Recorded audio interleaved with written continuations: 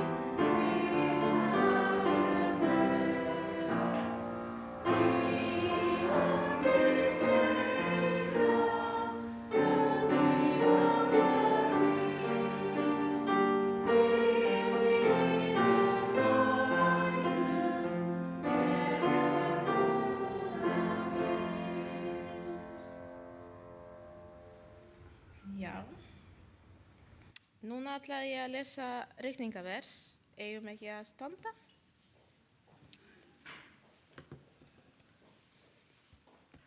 Reikningavers má finna í Markúsar guðspjaldi 7. kafla, vers 45 til 56 og það segir: Tafarlaust knúði hann lærisveina sína að fara í bátinn og halda að undan yfir til Bessaðu, meðan hann sendi fólki brott. Og þá hann hafði kvatt þá, fór hann til fjalls að biðjast fyrir.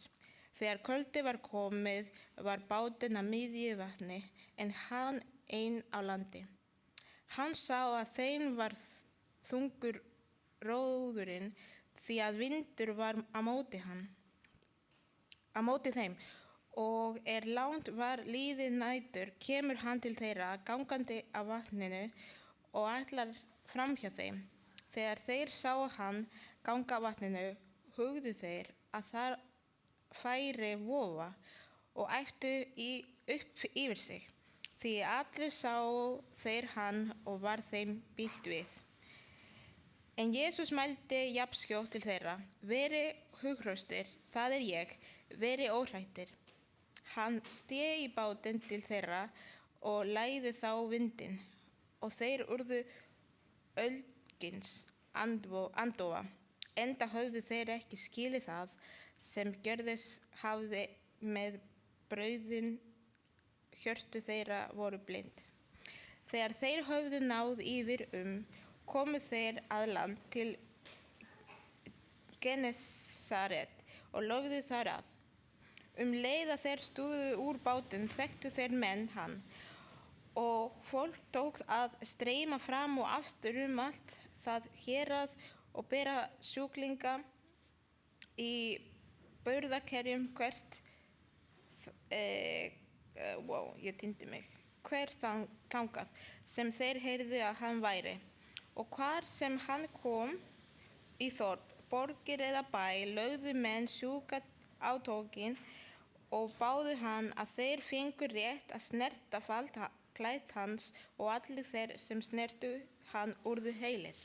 Við skulum biðja. Kæri Jesú, hjálpaðu mér að vera ekki kvíðinn, og ég bið að taka kvíðann sem kemur til okkar þegar við erum hræddir, þegar óveðrið er í fullum gangi, þegar líka óveðrið í lífinu okkar. Ég bið að koma til okkar eins og þú gerðir þarna og róa allt í kringum okkur og hjálpa okkur að vera hugreistur að það verður allt í lagi. Að það allt í lagi að vera hræddir, að það allt í lagi þegar að finna tilfinningar, en það verður allt í lagi út af því þú ert með okkur og þú veist hvað við þurfum og þú veist hvað við eigum að gera með þér. Ég bið að vera með okkur restina af daginn, að þú talir til okkar í gegnum ræðumanninn, að þú talir til okkar í gegnum bara lífið. Í Jesú nafn. Amen.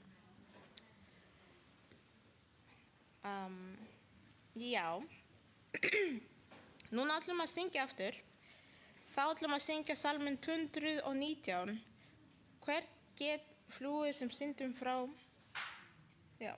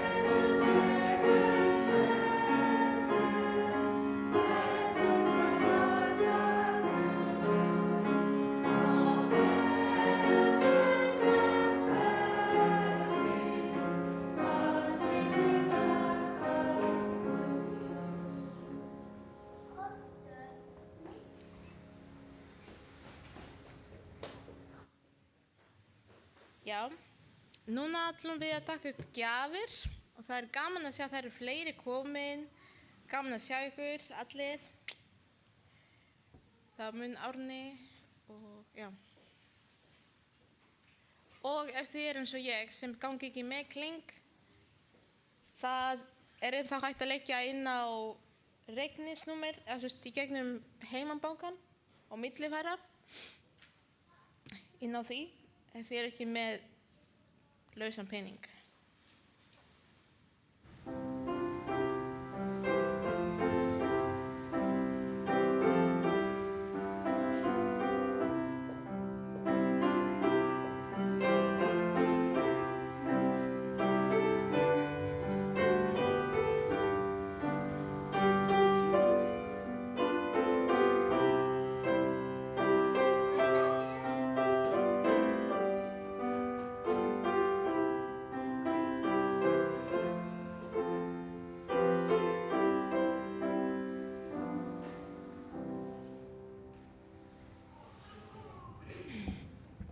Kæri Guð, takk fyrir þessar gjafir sem þú gefur okkur.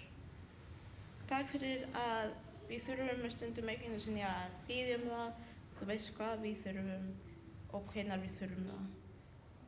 Ég vil þakka þér fyrir allt sem þú gefur okkur dag eftir dag sem við tókum ekki einu sinni eftir. Ég bið því að hjálpa okkur að vera meira meðvitaðir þínar gjafir og vera meira þakklátt fyrir það. Í Jesú nafni, amen.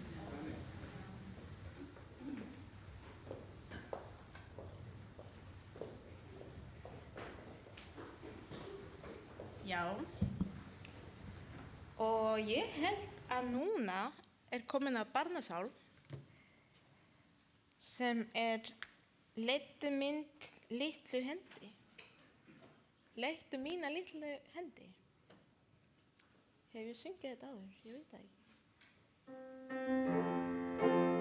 Jú.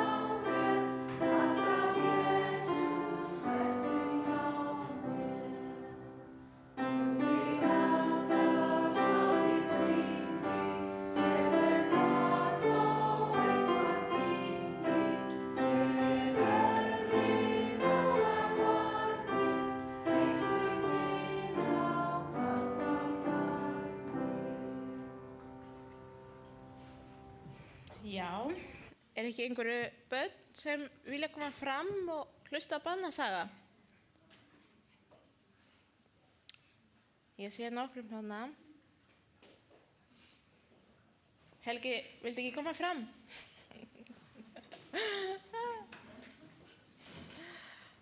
Það sæti fyrir þig. Nei, ég bara að djóka. Segja svona. Og það ég búin hér. Not really, but...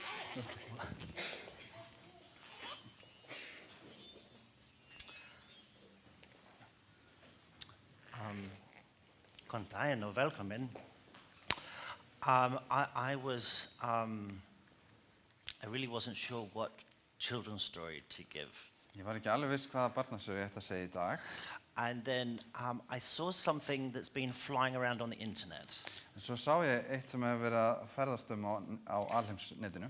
And being as old as I am, Og þar sem ég orðinn aðeins eldri, I might be the last person to have seen this. þá gæti alveg verið að ég hef verið síðasta manneskjan sem sá þetta. And maybe you have already seen it. Og kannski hafið þið nú þegar séð þetta. And then I'm just repeating this to everybody. Þá ég bara að endurtaka þetta fyrir alla. So if you've heard it before, Svo ef þið heyrt þetta áður, just pretend that you haven't. bara þykjast ekki hafa heyrt það. All right. It was something that I thought was kind of interesting about the Sabbath. Það var svolítið sem ég fannst svolítið áhugavert hvíldardaginn. Now, someone was saying Það var einhver sem var að segja frá því that in the United States, að í Bandaríkjunum, the average person, how long do you think the average person lives? hvað haldið að fólk lifi lengi að meðaltali? Hvað verið gamalt? Vil ég giska? 60? 60? Meira. Herra?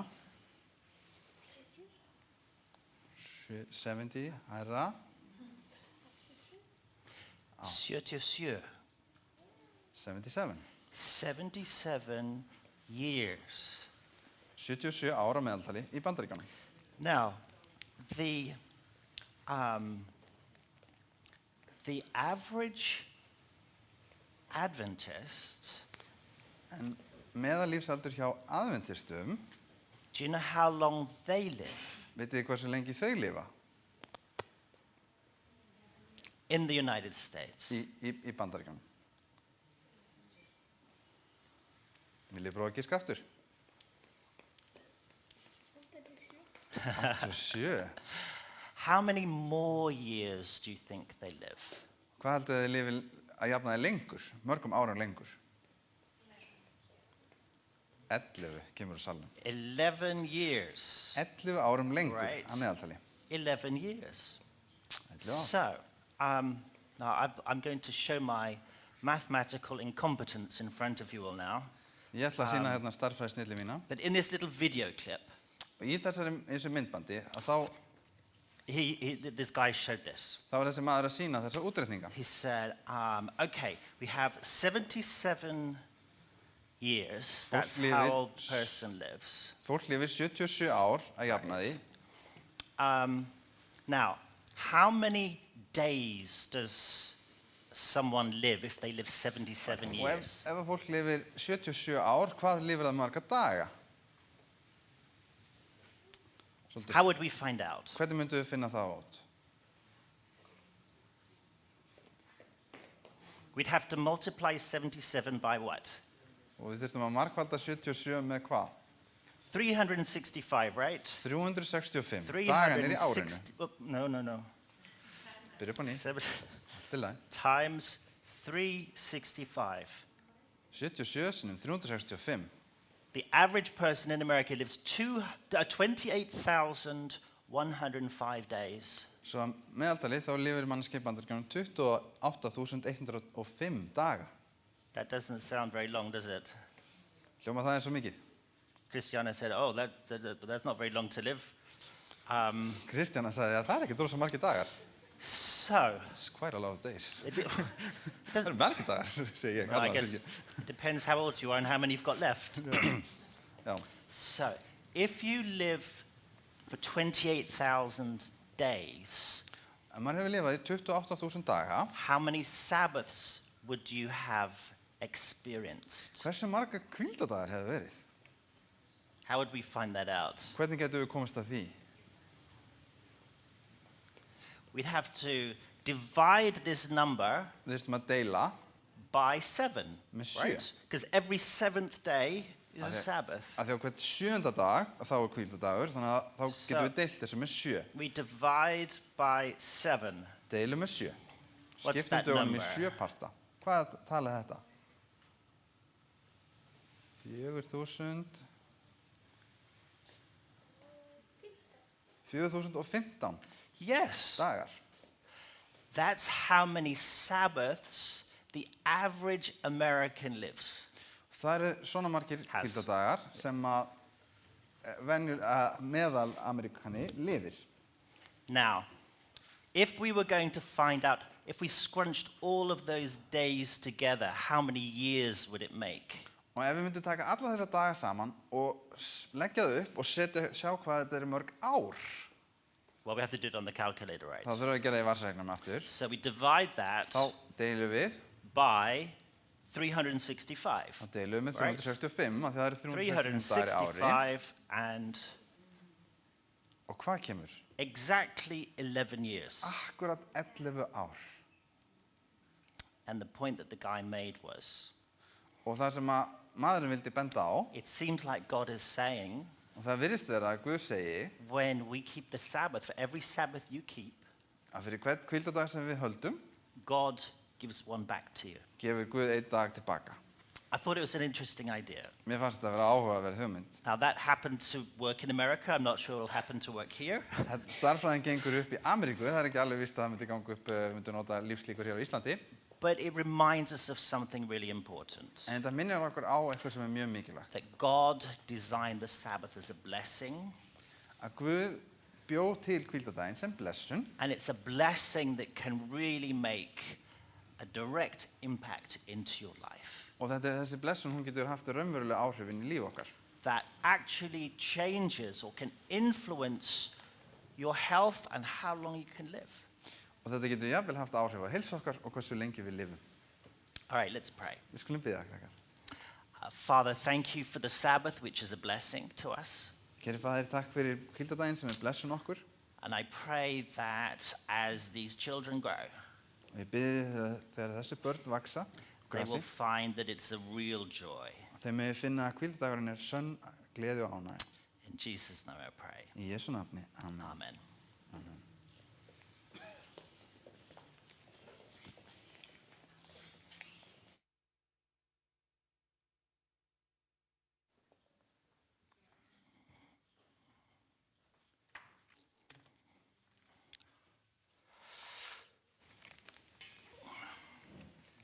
Good morning to you all. Góðan daginn, It's nice to see you. gott að sjá ykkur. I'd like you to turn in your Bibles to the passage that was read. Við skulum flétta í biblíunni á ritningarstæðin sem var lesin áðan. Now, this is going to be a little bit difficult Það verður smá erfitt because I'm actually going to preach from 3 passages at the same time. og þetta verður smá erfitt af því að ég mun predika úr 3 ritningarstöðum á sama tíma. But it's all the same story in 3 different Gospels. En þetta er sama frásögn í 3 mismunandi guðspjöllum. So we have, I think the passage that Steffi read was Mark 6, 45 to 56. Og Steffi las fyrir okkur úr Markus 6, 45-56. Now, if you want to, you can also keep your finger or your bookmarks in Matthew 14, starting at verse 22. En það er líka hægt að hafa kannski svona borðan í Mattheus 14, versi 22. And also John 6, starting at verse 16. Og í Jóhannes 16. versi. And this is the story of Jesus walking on the water. Og þetta er frásögnin þegar Jesús gekk á vatninu. Let me pray before we have a look at this. Við skulum lúta höfði í bæn áður en við. Father, these are your words. Kæri faðir, þetta er orð þitt, They're the words about Jesus Christ. orð Jesú Krist. And I pray that as we read them, we may experience or we may understand who he really is. Og ég bið þess að þegar við lesum þau að við mögum skilja hver hann í raun er. Amen. Amen. Let me just set the scene for this story. Mér langar bara aðeins að setja fram aðstæðunar í kringu söguna. Jesus has just performed a most astonishing miracle. Jesús, hann er nýbúinn að framkvæma ótrúlegt kraftaverk. The feeding of the 5,000. Þar sem hann margfaldaði matinn fyrir 5.000 manns. 2 loaves and 5 fish have fed everybody. 2 brauðhleifir og 5 fiskar höfðu dugað til að gefa öllum mat að borða. The people are so amazed, John tells us, Fólkið það er svo hissa, Jóhannes segir okkur, that they decide they're going to make Jesus king by force. að þau ákveða það bara að þau ætla að gera Jesús konung með valdi. I mean, who wouldn't want a king who can do something like that? Ég meina, hver myndi ekki vilja hafa konung sem getur gert svona lagað? The problem was that the disciples were also thinking the same thing. Vandamáli var að lærsveinarnir þeir höfðu hugað því sama. And so Jesus needed to take some action. Svo að Jesús þurfti að grípa inn í. They needed to get away. Þeir þurfti að fara í burtu. And so Jesus insists that the disciples leave while he sends the people home. Svo að Jesús, hann krefst þess að lærsveinarnir þeir fari og meðan hann sendir fólkið heim. And he says, you must go to the other side of the lake. Segir þið verðið að fara hinum megin við vatnið. He didn't want them with all this stuff in their heads. Hann vildi ekki hafa þau þarna með allt þetta í gangi í hausnum á sér. Then Jesus sent the people home himself, Svo sendi Jesú fólkið heim and then he went by himself to pray. og svo fór hann til bænar í einrúmi. But did the disciples do that? En gerðu lærsveinarnir slíkt þið sama? No, they did not. Nei, það gerðu þeir ekki. It says, I think in verse 16 in Mark 6, that evening the disciples went down to the shore to wait for him. Og það stendur að hérna í Markus 6 að lærsveinarnir hafi beðið eftir honum við ströndina. Did Jesus ask them to wait for him? Bað Jesú þá að bíða þar? No, he said, go to the other side of the lake. Nei, hann sagði farið hinum megin við vatnið. So, John tells us, he says, as darkness fell and Jesus hadn't come back, Og Jóhannes segir okkur að þegar að myrkrið skall á og Jesús hafði ekki komið tilbaka, they got in the boat and started to make their way across the water to Capernaum. þá settust þeir í bátinn og byrjuðu að sigla í áttina Kapernum. So, the disciples are all very excited with this idea of this miracle maker who could become their king. Þannig að lærisveinarnir, þeir voru allir með þessa hugmynd kraftaverkamannin sem gæti orðið konungur þeirra. And they suddenly find themselves in the middle of the lake in a storm. Mjög spenntir en finna sig síðan í miðju vatninu í stormi. The disciples are rowing with all of their might. Og lærisveinarnir, þeir róa eins og þeir geta. They are exhausted. Þeir eru úrvinda. Now, Mark tells us in verse 48 Og Markus segir okkur í versi 48 that Jesus is about to appear. að Jesús sé það bil að koma. And he tells us that he appeared at 3 a.m. Og hann segir okkur að hann hafði komið 3 nóttina. So, if they got into the boat as darkness was falling, Og ef þeir fóru í bátinn það leyti sem að myrkrið skall á, that means that they had been struggling with the wind and the waves for up to 9 hours. það þýðir að þeir hafi verið á vatninu í alltaf 9 klukkutíma. Now, John tells us that they rowed 3 or 4 miles. Og Jóhannes segir að þeir hafi farið 3 eða 4 mílur. So, in up to 9 hours, they've only gone 3 or 4 miles. Á 9 klukkustundum þá það ekki langt. They must have been exhausted. Þeir hljóta hafi verið úrvinda. And they must have been wishing that they'd obeyed Jesus and gone across the lake when he told them to. Og þeir hafa eflaust séð eftir því að hafa ekki hlýtt Jesú þegar hann sagði þeim að fara yfir vatnið og vera þar. Now, this is where it gets interesting. En hér verður þetta áhugavert. At 3 o'clock in the morning, 3 morguninn, in the dark, í myrkrinu, Jesus comes walking on the water. þá kemur Jesús gangandi yfir vatnið. Where is he going? Hvert hann að fara? If you look in verse 48 of Mark 6, Og við erum í Markusi 6, versi 48. it says that he intended to go past them. Og það stendur og ætlar framhjá þeim. So Jesus is not walking to their boat. Jesús ekki að ganga í áttina að bátnum þeirra, He is walking past their boat, heldur framhjá bátnum þeirra. going somewhere where we don't know, Á leiðinni ykkur sem við vitum ekki alveg, but close enough for them to see him. en nægilega nálægt þess að þeir sá hann. Why is Jesus pretending to walk past their boats? Hvers vegna Jesú að láta það líta undir fyrir svo að hann sé að labba framhjá bátnum þeirra? I mean, what was he thinking? Hvað var Kristur að hugsa? Well, we know what the disciples are thinking. Við vitum hvað lærisveinarnir voru að hugsa. They were scared out of their minds. Þeir voru mjög hræddir. Verse 49, Mark says that when they saw him walking on the water, they cried out in terror, thinking he was a ghost. Versi 49, þegar þeir sáu hann ganga á vatninu, hugðu þeir að þar færi vofa og þeir æptu upp fyrir sig. There was a Jewish superstition Það var til hjátrú meðal gyðinga that if you saw a spirit at night, ef þú myndir sjá anda að kvöldlagi, this was an agent of Satan, þá væri þetta útsendari Satans, which meant that disaster was coming to you. sem þýddi að það var ekkert nema ógæfa sem myndi henda þig. So, 3 a.m. in the morning, in the dark, Svo klukkan 3 nóttina í myrkrinu, in the middle of a storm, In in the mid- middle of the sea, í miðjum stormi á miðju hafinu, Jesus appears walking on top of the water, þá sjá þau Jesú sem gengur á vatninu, appearing to go somewhere else, virðist vera að ganga framhjá þeim, and obviously he's walking faster than their boat is traveling, og hann virðist vera að ganga hraðar heldur báturinn þeirra kemst, because he's caught up with them, því hann búinn að ná þeim,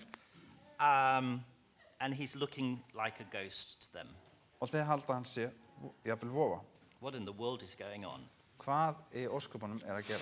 It's only when this apparent ghost speaks that they realize it's actually Jesus. Það var ekki fyrir að Jesú mælti að þeir áttuðu sig á að þetta væri hann. Now, in Matthew, Jesus says 3 things at this point. Í Mattheus þá segir Jesús 3 hluti á þessum tímapunkti. Don't be afraid. Verið óhræddir, Take courage. Verið hughröstir, I am here. ég hér. Don't be afraid. Ekki vera hrættir, Take courage. verið hughröstir, I am here. það ég hér. Now, only Matthew describes the bit about Peter jumping out of the boat. Það bara Mattheus sem segir frá því þegar Pétur stekkur úr bátnum. So let me read the bit from Matthew here. This is Matthew 14:28 and 29. Then Peter called to him, Lord, if it's really you, tell me to come walking on the water. Yes, come, Jesus said. So Peter went over the side of the boat and walked on the water towards Jesus. Og við lesum hér í Mattheus 14, 28-29. Pétur svaraði honum, ef það þú, Herra, þá bjóð mér að koma til þín á vatninu. Jesus svaraði, kom þú, og Pétur steg upp bátnum og gekk á vatninu til hans. So, Peter moves from being absolutely terrified Svo Pétur fer frá því að vera gjörsamlega hugstóla, eða þannig, and hræddur, thinking his life is about to end, að líf hans sé að enda, to be so excited að vera svo spenntur, that he thinks he can also walk on water as well. að hann gengur út frá því að hann geti líka gengið á vatninu. And Jesus works with him. Og Jesus, hann vinnur með honum. Verse 30, but when he saw the strong wind and the waves, he was terrified and began to sink. Lord, save me, he shouted. Jesus immediately reached out and grabbed him. You have so little faith, Jesus said. Why did you doubt me? When they climbed back into the boat, the wind stopped. Then the disciples worshipped him. You really are the Son of God. Og í versi 30, en sem hann sá rokið og varð hann hræddur og tók að sökkva. Þá kallaði hann, Herra, bjarga þú mér. Jesus rétti út höndina, tók í hann og sagði, þú trúlitli, hví efaðist þú. Þeir stigu í bátinn og það lagði vindinn, en þeir sem í bátnum voru tilbóðu hann og sögðu, sannarlega þú sonur Guðs. Why is this story in the Bible? Hvers vegna þessi saga rituð í Biblíuna? I was listening to two famous theologians discussing some issues on YouTube recently. Ég var að hlusta á tvo fræga guðfræðinga sem voru að ræða guðfræðileg mál á netinu, á YouTube. And they were discussing the reality that they felt that most Christians don't understand the role of suffering in their lives. Og þeir voru að ræða það sem að þeim þótti að flestir kristnir einstaklingar sem myndi ekki skilja var hlutverk þjáninga í lífi þeirra. Why God might allow it. Hvers vegna Guð gæti leyft Now, slíkt. there are different reasons for this, of course. Og það voru margar ástæður á bak við þessu sjálfsögðu. In this particular story, Í þessari sögu, the fear is not generated primarily from Satan. í þessari tilteknu sögu, þá óttinn ekki drifinn frá Satan. Jesus is the one pretending to be a ghost on the water. Jesus sá sem að virðist vera vofa.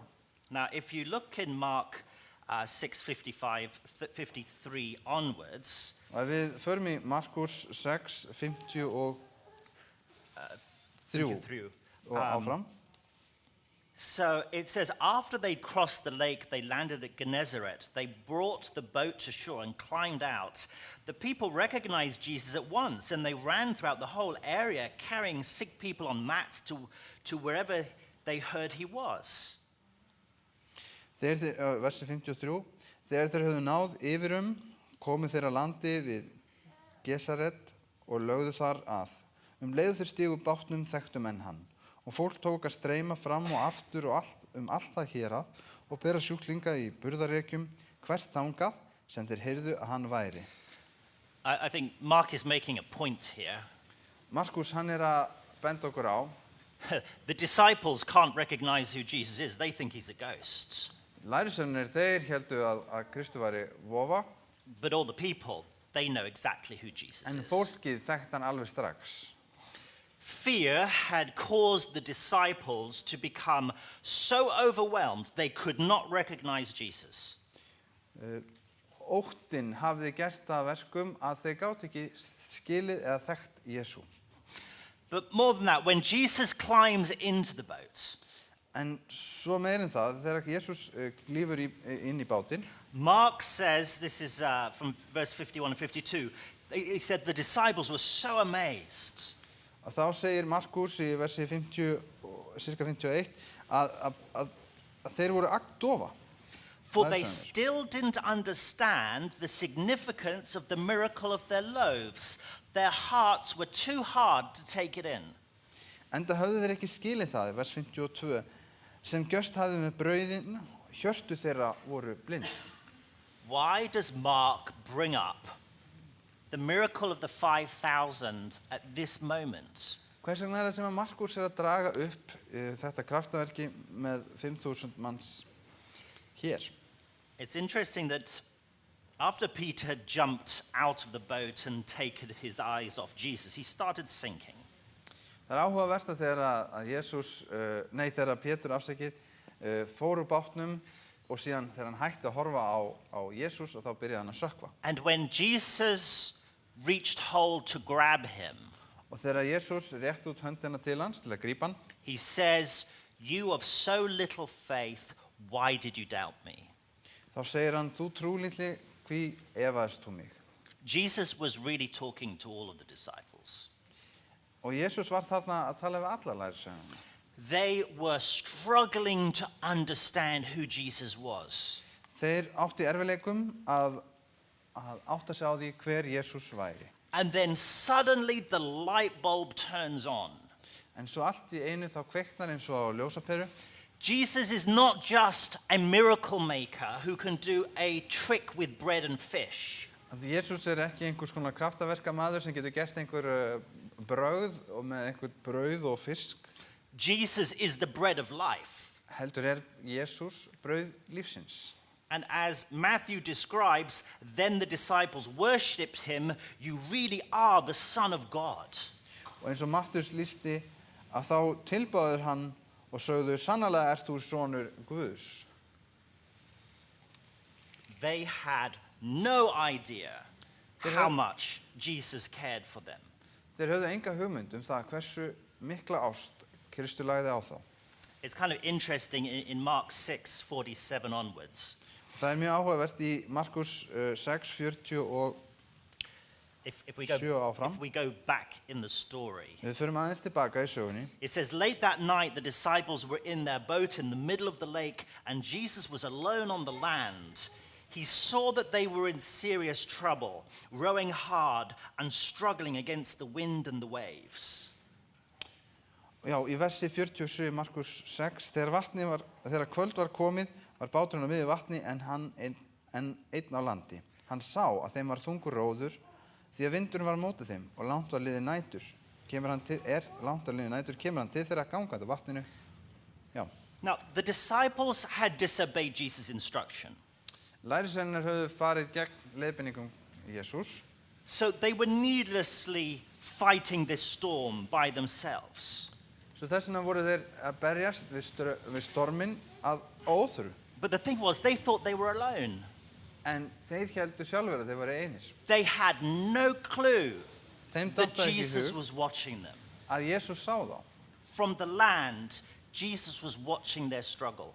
Að Jesús stóð á landinu og sá vandræði þeirra. I'd like to know how long Jesus was watching. Það væri áhugavert að vita hversu lengi Jesús fylgst með þeim. At least it was 3 a.m. by the time he arrives at the boat. Klukkan var orðin 3 þegar hann kom While they were in turmoil, og þeir hafðu ekki huga ró. the bread of life, Brauð lífsins, their creator, skapari þeirra, the Son of God, sonur Guðs, was watching them, and he knew exactly what was going on. hann fylgdist með þeim og hann vissi nákvæmlega hvað var að gerast. He knew exactly how they were feeling. Og hann vissi nákvæmlega hvernig þeim leið.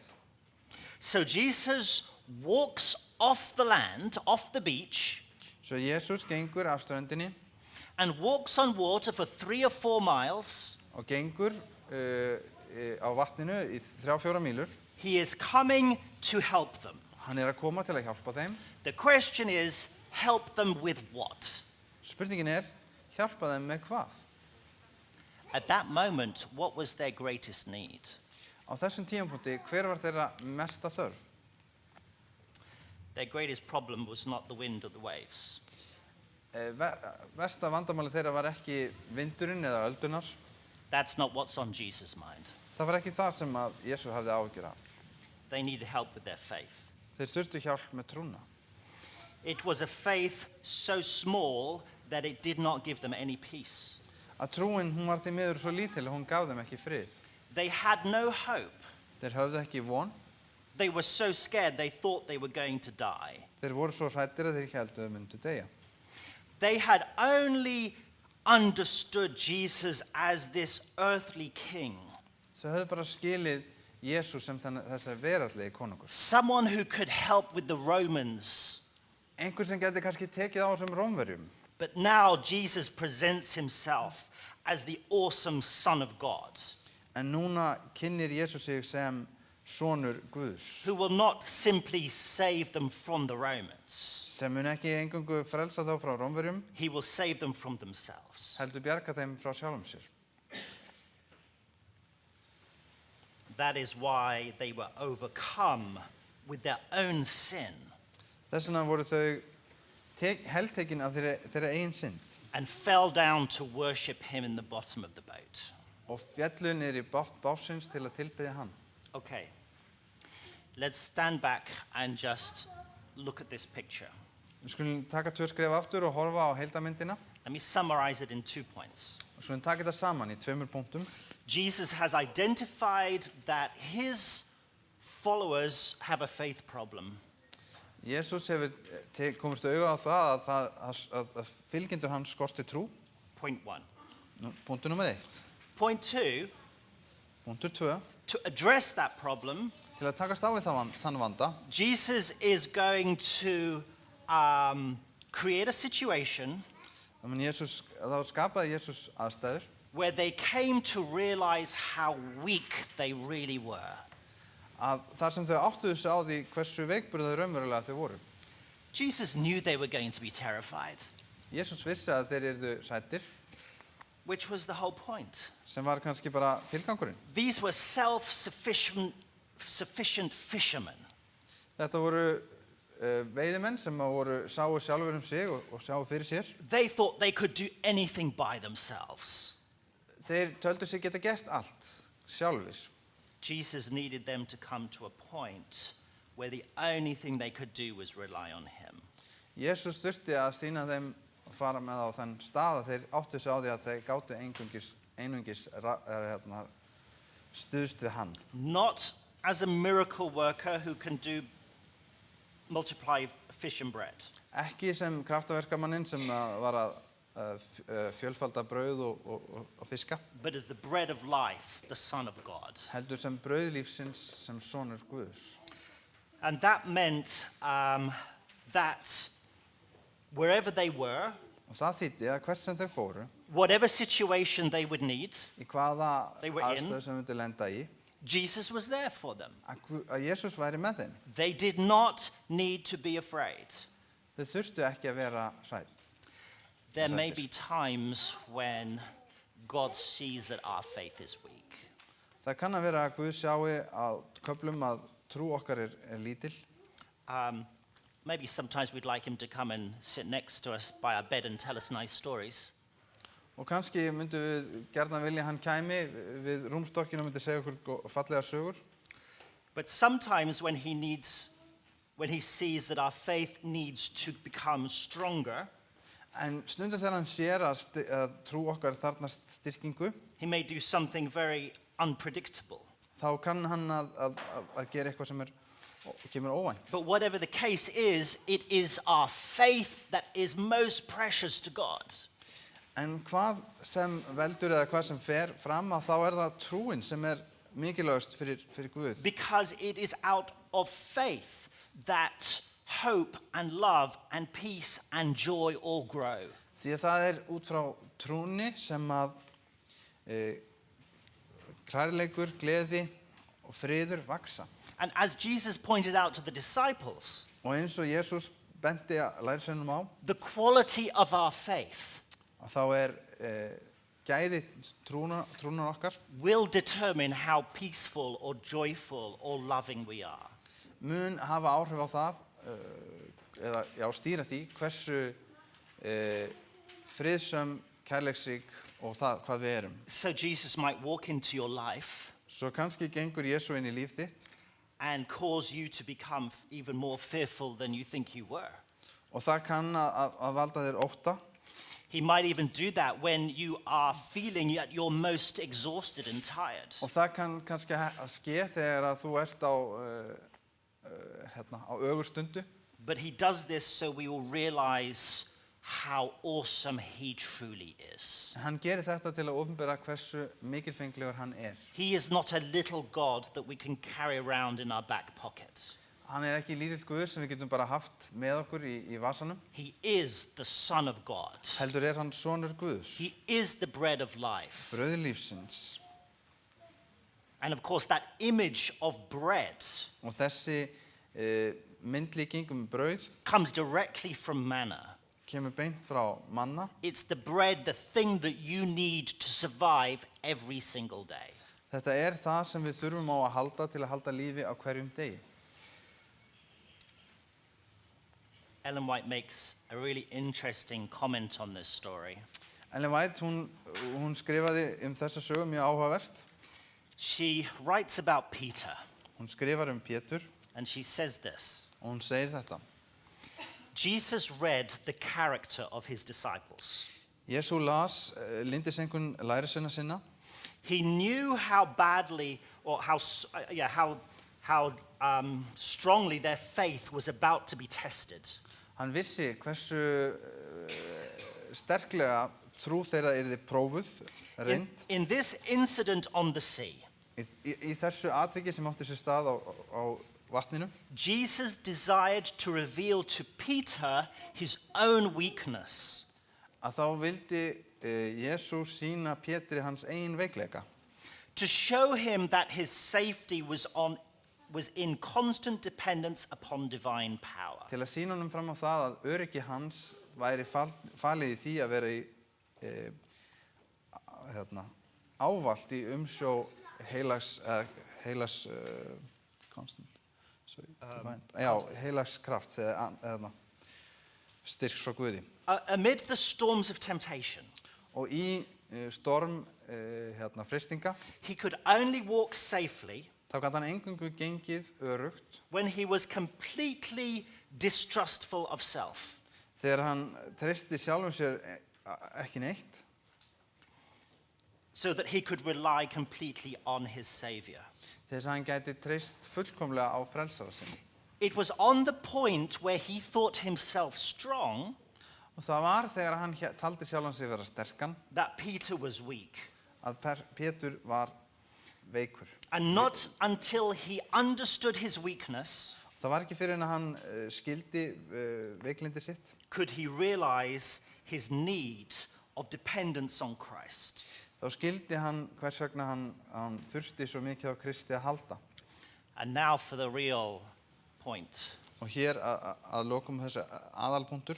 Had he learned the lesson that Jesus tried to teach him Hefði hann lært leksjuna sem Jesú reyndi að kenna honum in that experience on the sea, á þessari reynslu á vatninu, he would not have failed hefði hann ekki brugðist when the great test came upon him. þegar stærsta prófurinn hans kom upp. Think about that. Hugsum það. He would not have denied Jesus Hann hefði ekki afneitað Kristi. had he learnt the lesson on the water. Hefði hann lært leksjuna á vatninu. I think this is an astonishing idea. Mér finnst þetta vera alveg ótrúleg hugmynd. Like in any school, Eins og í hverjum skóla. the tests we get today are to help us deal with the bigger test tomorrow. Að það voru prófin sem lögð fyrir okkur í dag, þau eru til þess að undirbúa okkur fyrir stærri próf seinna. The harder tests are coming. Erfiðu prófin, þau eiga enn eftir að koma. And I think when we look around at what is going on in the world, we certainly know that harder tests are coming. Og ég held að við vitum það þegar við horfum á það sem að gerast í heiminum, að prófin munu engungu verða erfiðari.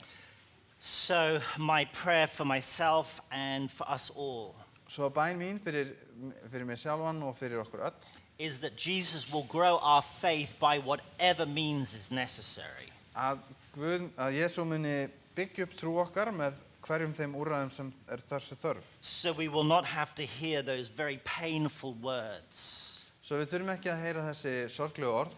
Oh, you of little faith, Ó þér trúlitlir, why do you doubt? hví efast þú? But rather have a faith that is so strong En frekar hafa trú sem svo sterk that out of it grows a love and joy and peace and hope. að út úr henni komi kærleikur, friður, von That will infiltrate every part of our being. sem mun hafa áhrif á alla okkar veru. May we be continually amazed Megum við undrast stöðugt that the Son of God has come down from heaven að sonur Guðs hefur komið af himnum to take care for us. til þess að passa upp á okkur And when necessary, og þegar þessi þörf, even when we've messed up, jafnvel þegar við höfum okkur hefur orðið á, he will walk across the water þá mun hann ganga yfir vatnið and he will climb inside your boat. og hann mun klifra inn í bátinn okkar. Amen. Amen.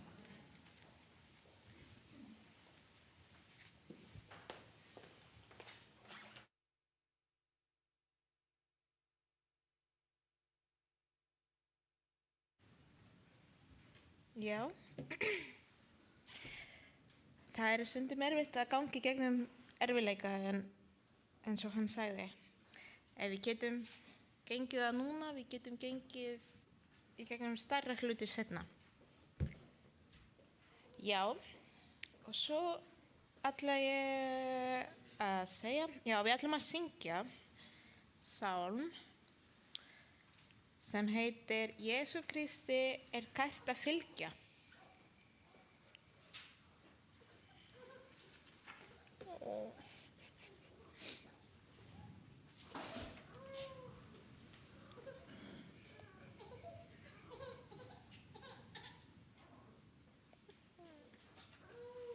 My heart.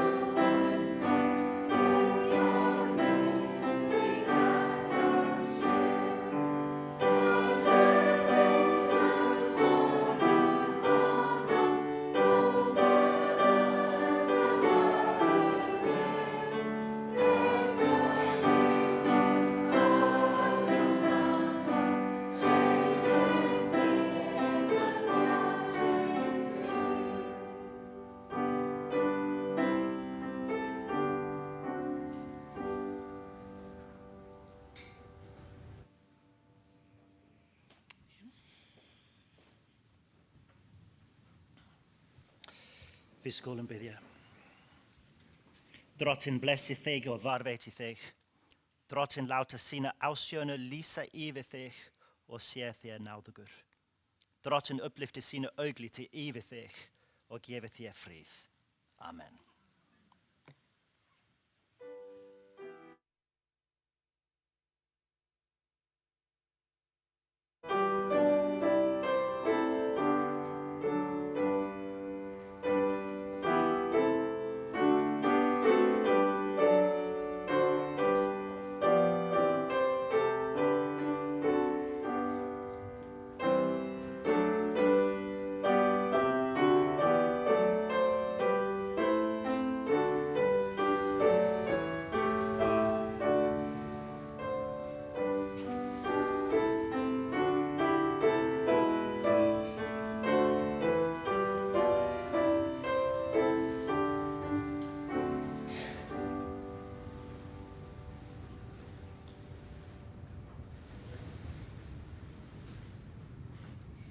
Já, takk fyrir. Og ég var að hugsa þegar við vorum að syngja síðasta sálm að allan tíman sem ég búin að vera í kirkjunni, ég bara búin að syngja íslenskum sálmum. Þótt ég kann spænsku. Og svo var ég núna að syngja sálminn á spænsku og ég var bara, wow, að átta mig að ég hef alltaf sungið á íslensku, að ég hef aldrei sungið sálma á spænsku. Þetta var svona gott að hafa ný tungumál í kirkjunni. Það var bara frábært. Yeah, I will translate it for you that don't speak Icelandic. That I just realized that all the time that I've been in church, that I always sang Icelandic psalms. That I never got used to singing Spanish psalms, even though I speak Spanish. So I was like, whoa! I just realized at that point, and it was very nice. I don't know. I just wanted to share. But já, við getum skipt yfir leksju núna. Það eru tilkynningar sem munu rúlla hérna. Já, ég ætla að minna á að morgun og sunnudaginn er síðasta dagur þegar verður svona, hvað heitir þetta, svona fyrirlestra heilbrigðis mataræði og svona sem Adrian er að halda. Hann er búinn að vera að halda síðustu 4 sunnudaga og á morgun er síðasta sunnudaginn, svo endilega mætið. Ég er búinn að mæta og þetta er bara frábært hvað hann er að gera. Yeah, tomorrow is the last Sunday that Adrian will be with the fyrirlestur seminar. Yeah. Tomorrow he has been doing these seminars for the past 4 Sundays, and tomorrow will be the last one. So if you have the opportunity to come, it would be great. I have been there, I have come, and it's really, really good to learn about new ways to eat. And yeah, now we are going to divide into the lesson, and I think we have around, until 1 o'clock, I would say. I think that's a good time. So núna ætlum við að skiptast í kvöldadagsskóla hópa og við höfum til klukkan 1. Svo það er mjög góður tími. Takk fyrir mig og já, eigið góðan dag, gleðilegan kvöldadag.